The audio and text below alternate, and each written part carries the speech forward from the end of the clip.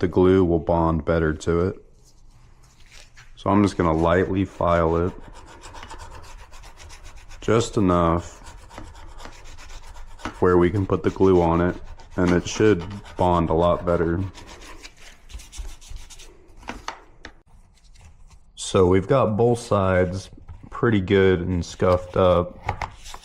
So you just want to make sure that clean off all that plastic you scraped off. And then we're just going to apply a nice little layer of glue. And you don't want to use too much